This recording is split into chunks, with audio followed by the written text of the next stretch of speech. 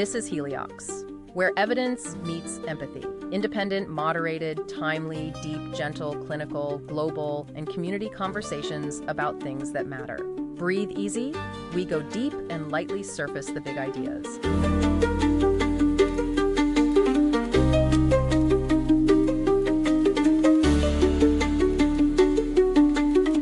Welcome, fellow learners, to the Deep Dive.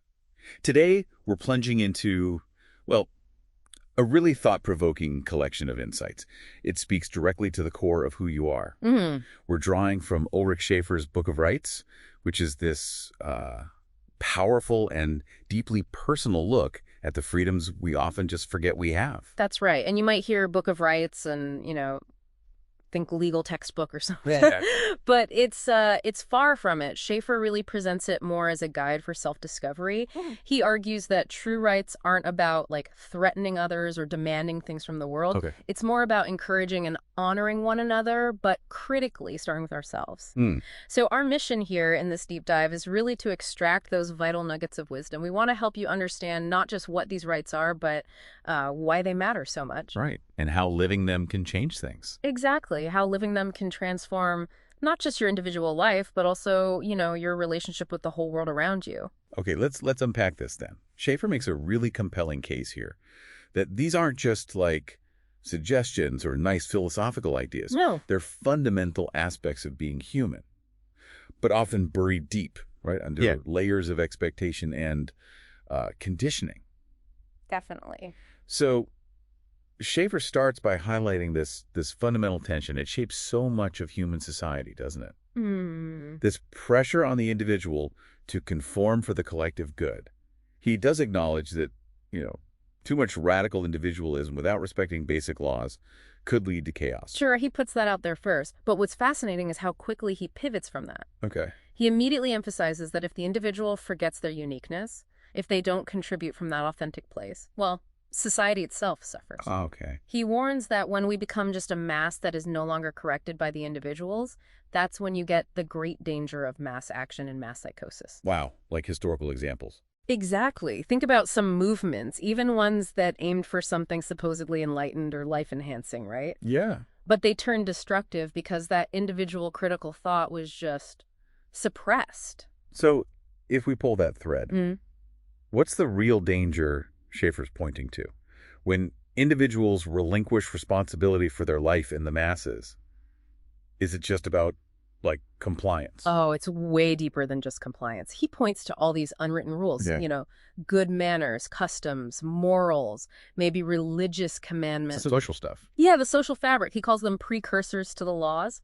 They're not punishable legally, right? Right. But they are incredibly effective at shaping how we behave and the power behind them. What is it? It's that age-old fear, the fear of exclusion from the community. Ah, that's powerful. Yeah. So we end up abiding by rules, even if they don't really come from our being, just to belong. Exactly. And Schaefer warns that this whole dynamic, it promotes our anxiety and coddling. How so? Well, think about that low-level hum of anxiety you might feel when you're about to do something just slightly unconventional.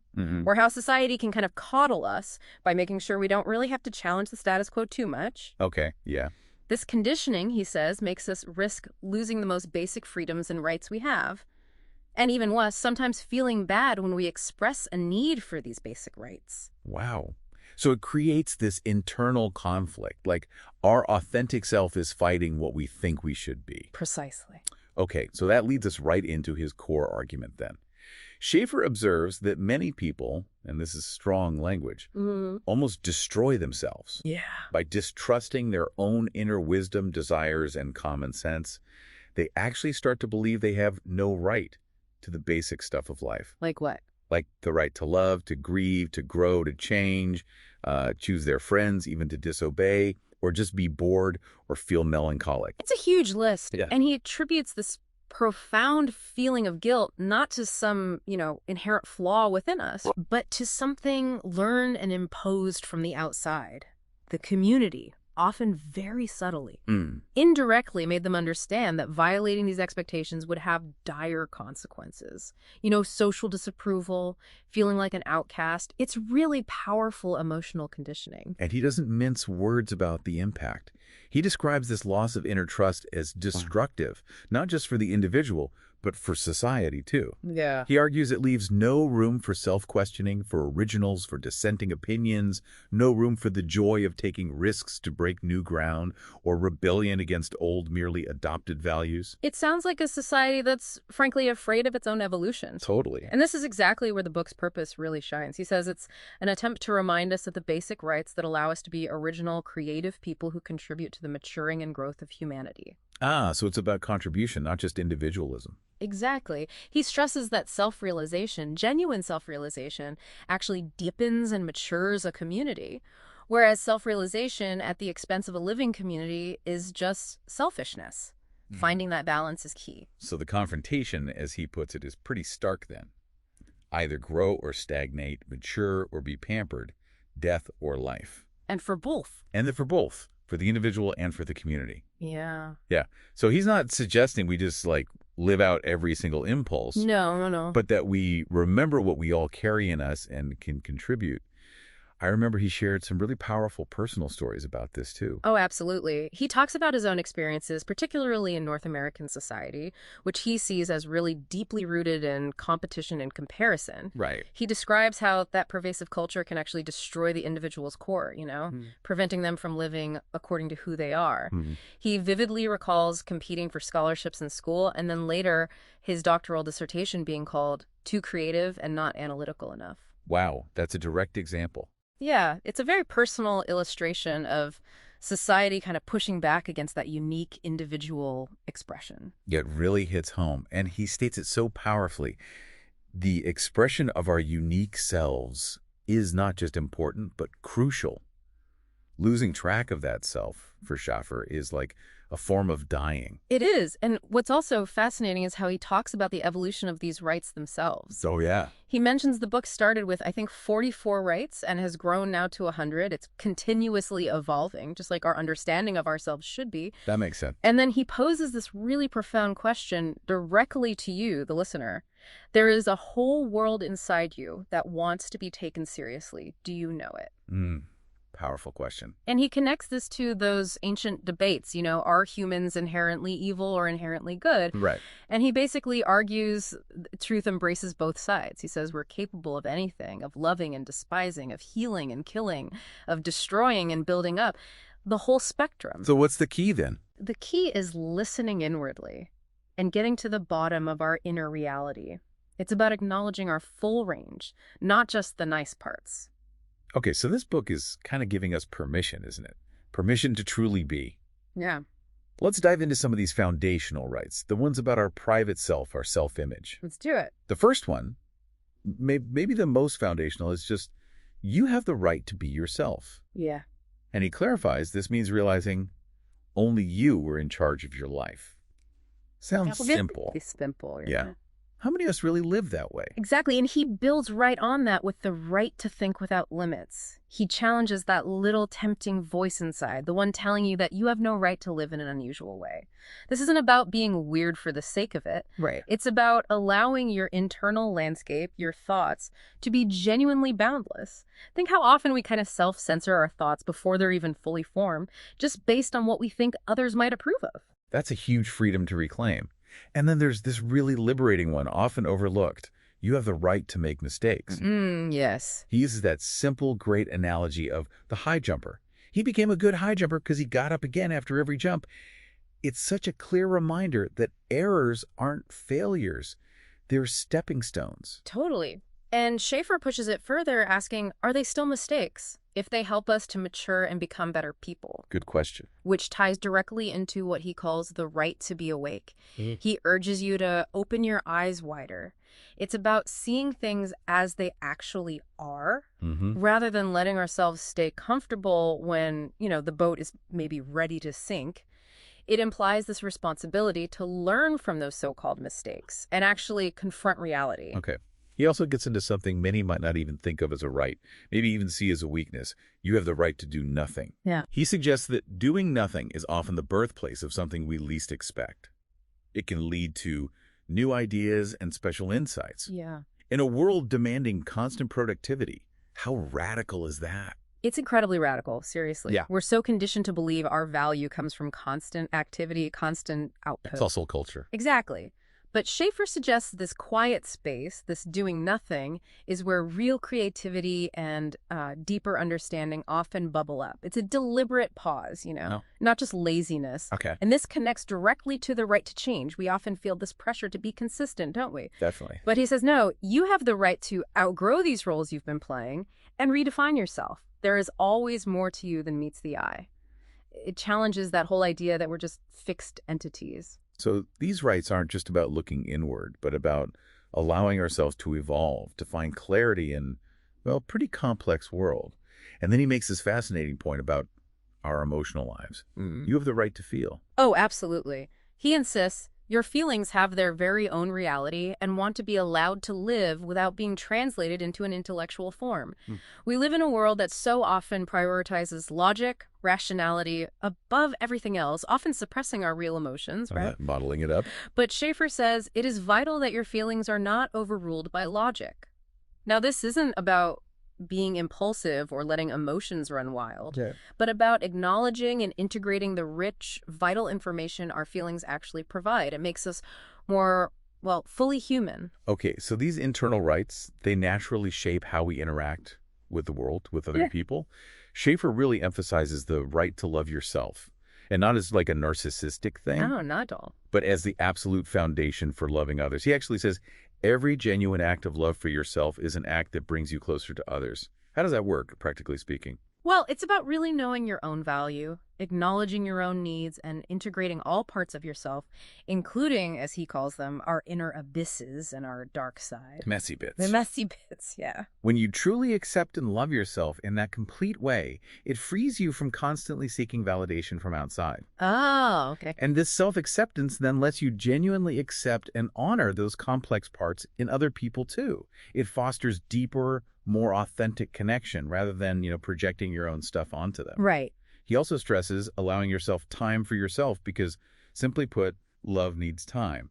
And that includes love for yourself. It needs space. That totally shifts the paradigm. Another really relational right he gets into is the right not to be owned by anyone. Sounds obvious, maybe? You think so? But he illustrates how easily closeness turns into ownership and how that reduces the growth of a person. This is such a crucial one, especially in our closest relationships, right? Intimate ones. True love, Schaefer argues, can only really thrive in freedom. When we try to own another person, whether it's through emotional dependency or control or just rigid expectations, we inadvertently stunt their growth. And by extension, the relationship itself suffers. So it's about connection without possession. Exactly. Recognizing that while we connect deeply, each person is still on their own independent journey. He really drives home that idea. We can only truly love if we are free. That's a challenging truth, but necessary.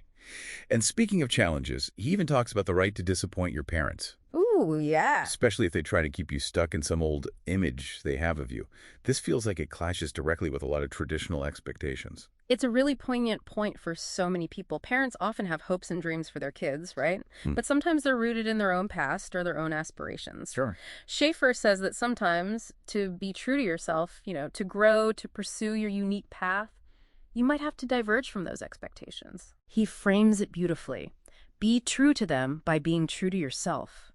It's about honoring your own inner compass, even when it leads you somewhere different than others might prefer or even understand. And from those really personal interactions, he then kind of zooms out to our societal role, doesn't he? Particularly with the right to be disobedient and the right to protest. He argues that violence begins where coercion begins. That feels like a real call to action. It absolutely is. Now, he's not advocating for just like random law breaking. Right. It's about principled disobedience. Disobedience to any form of authority that demands something life-destroying from you. Life-destroying, like what? Well, he includes standing up against the destruction of your world, our world, things like war and dictatorships, the exploitation of nature, the uneven division of wealth. Big issues. Huge issues.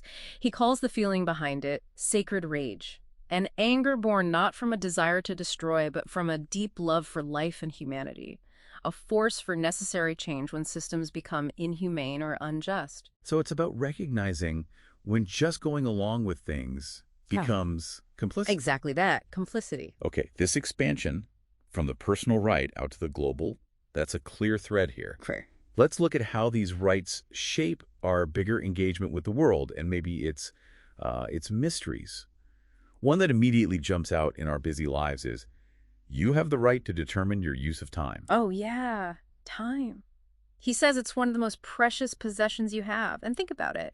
In a world where our calendars are constantly being filled by external demands, Tell me about it. reclaiming sovereignty over your own time is actually a profound act of self-determination. And this extends even to the small details. He says, you have the right to decide the details of your life, like whether you answer your phone right away, what clothes you wear, even whether you feel you need to be up to date on every single news cycle. Interesting. He suggests the beauty is in the details of your life, lived according to your choices, not someone else's priorities. That's a really powerful reminder of our own agency. And in a society that often pressures us to conform, he offers this really liberating perspective. You have the right to be an outsider. What's the value in that? Seems lonely, maybe. Well, he sees immense value in it. He encourages us to resist it all and be happy again and again to be an outsider. Now, this isn't about alienation for its own sake. It's about maintaining your unique perspective, your integrity, especially when the mainstream is moving in a direction that feels inauthentic or even harmful to you. Outsiders often bring those fresh perspectives, right? They challenge stagnant thinking. Yeah. It's really about valuing your internal compass more than external approval. It sounds like a path to maybe greater authenticity. Mm. And what about embracing the uncomfortable stuff? Yeah. He discusses the right to your weakness. That feels so counterintuitive in our, strength-obsessed culture. It really does, but it's a surprising, and I think vital, right? He suggests weakness can actually be a gift. It can be a warning. You are about to stray too far from yourself. Huh. A warning sign. Yeah. We're taught to hide our vulnerabilities, aren't we? Put on a brave face. Totally. But Schaefer argues that acknowledging them can be an act of profound self-awareness. It can be a powerful guide.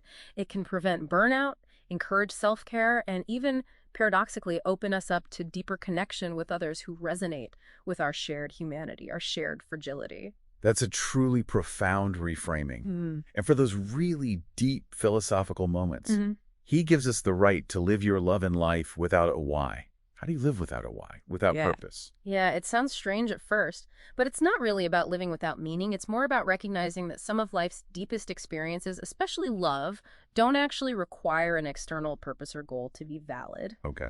He suggests love just exhausts itself in itself. It is its own reason for being. It challenges our modern tendency to want to rationalize everything, optimize everything, even commodify our experiences.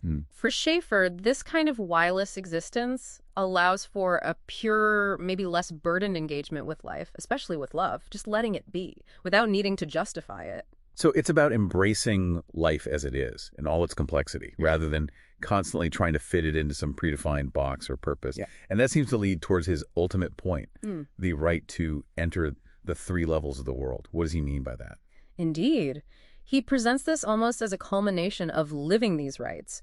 It's the right to engage fully with matter, the physical world around us. Okay. With psychic force, our soul, our emotions, our inner world. Right. And with the ultimate reality, what he calls spirit.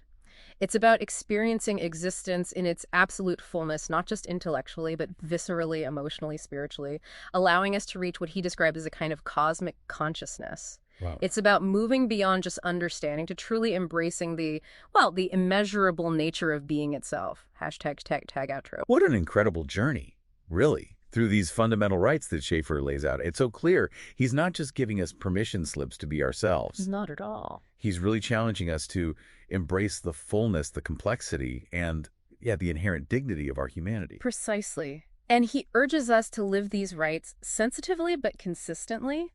That concept of maturing in your rights is so key. Maturing in your rights. Yeah, it's not a free-for-all, Yeah. It's about finding that conscious balance between living out your own authentic needs and genuinely taking the needs of other people seriously, too. It's not an either. It's a mature, integrated path. Right. He says not only does the one not exclude the other, but the one keeps the other healthy. It's all about conscious choosing, living with dignity, and actively reclaiming any part of your life you might have unknowingly given away by just letting others decide for you. So what does all this mean for you, listening right now? Schaefer puts it very directly. You are called to life to live these rights. They are not an expression of a whim, not something just to beautify your life. They are essential. They are your essence. Wow, your essence. So to really embrace this deep dive, maybe consider this provocative thought. If living these inherent rights isn't just for your own flourishing, but is also meant to expand to cover everyone you meet, all events of your life, and all attitudes that govern your behavior, Yeah. what single inherent right, maybe one we talked about today, do you feel you need to reclaim right now, today, to begin living more authentically? And in doing that, maybe start building that kind of world around you. Just think about what it means to truly give your life as a gift to yourself. Take it into your hands. It is fully yours. Until next time, keep exploring, keep questioning, and keep living your deep dive. Thanks for listening today. 4 recurring narratives underlie every episode: boundary dissolution, adaptive complexity, embodied knowledge, and quantum-like uncertainty. These aren't just philosophical musings, but frameworks for understanding our modern world. We hope you continue exploring our other podcasts, responding to the content, and checking out our related articles at helioxpodcast.substack.com.